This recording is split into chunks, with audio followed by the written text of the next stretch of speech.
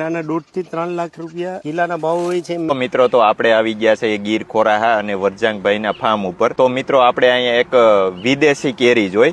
વરજાંગભાઈ, આ કેરીનું નામ શું છે? આ કેરીનું નામ છે મિયાઝાકી મેંગો અને જાપાનના મિયાઝાકી શહેરથી બહાર આવેલી છે અને આ દુનિયાની કહેવાય છે કે મોટામાં મોટી કેરી છે. અમે આ 2 વર્ષના છોડ ઉપર કુલ 8 કેરી લીધી હતી અને એમાંથી 7 કેરી તોડવા લાયક થઈ ગઈ હતી, 1 કેરી ખરાબ થઈ ગઈ હતી. તો અત્યારે જો આમાં અમે તોડેલી છે ને આ બેગિંગ કરેલું છે. એટલે આ બેગિંગ તો અમે પાછળથી જ કર્યું હતું. અમે શરૂઆતમાં એક જ કેરી ઉપર કર્યું હતું બેગિંગ, એ સફળતાથી થઈ ગયું. હવે આપણું આ ગુજરાતનું વાતાવરણ છે ને એમાં વ્યવસ્થિત થાય એના માટે જો આ કુદરતી વાતાવરણમાં જ કરીએ. આ તો હવે છેલ્લા થોડાક દિવસથી જ અમે બેગિંગ કરેલું છે. તો આને છે ને ગુજરાતના વાતાવરણમાં અત્યારે સેટ થઈ ગઈ છે. બાકી જાપાનના વાતાવરણમાં આર્ટિફિશિયલ વાતાવરણમાં તૈયાર કરવામાં આવે છે અને આના 1.5 થી 3 લાખ રૂપિયા કિલ્લાના ભાવ હોય છે, મીડિયા દ્વારા જાણવા મળેલ છે. તો મિત્રો આપણે કહેતા કે મિયાઝાકી કેરી બહાર જાપાનની કેરી છે અને મિત્રો આપણે કહેતા કે મોંઘી કેરી અને આ જાપાનની કેરી છે અને મિયાઝાકી આનું નામ છે. અને મિત્રો આ કેરીનો ભાવ એકદમ જોરદાર હોય છે બધી કેરી કરતા. આની નિશાની આપણે આ કેરી છે આ તમે છે ને આ પેટ અહીંથી મોટું હોય છે, વચ્ચેથી પેટ મોટું હોય છે. ઘણી બધી કેરીઓ છે ને એનો ઉપરનો ભાગ ઊંચો હોય, જાડો હોય છે. ધારો કે કેસરમાં તમે જાઓ તો ઉપરનો ભાગ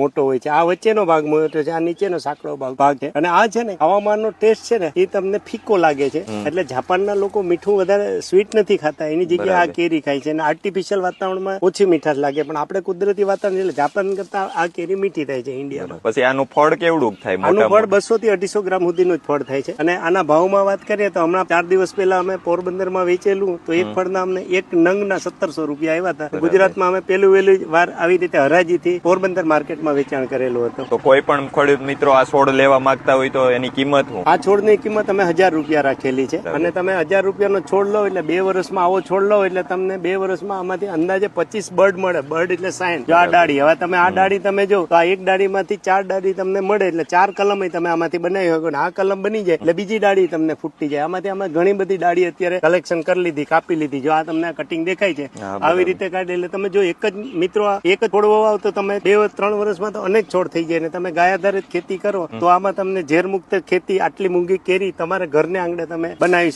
ખાઈ શકો છો. તો તમે આ ગાય આધારિત ખેતી થાય અને ઝેરમુક્ત તમે આ કેરી પણ તમને ત્યાં તમારે ત્યાં જ ઉપલબ્ધ થાય. અને હવે અમે અત્યારે આવતે વખતે આને અમે કુંડામાં અને બેરલમાં પણ નાના પણ ટેરેસ ગાર્ડન માટે પણ તૈયાર કરી રહ્યા છે. હવે જો મિત્રો તમે પણ જો આ કોઈ છોડ લેવા માંગતા હો તો નીચે કોન્ટેક્ટ નંબર આપી દીધા છે, ત્યાંથી તમે કોન્ટેક્ટ કરી શકો.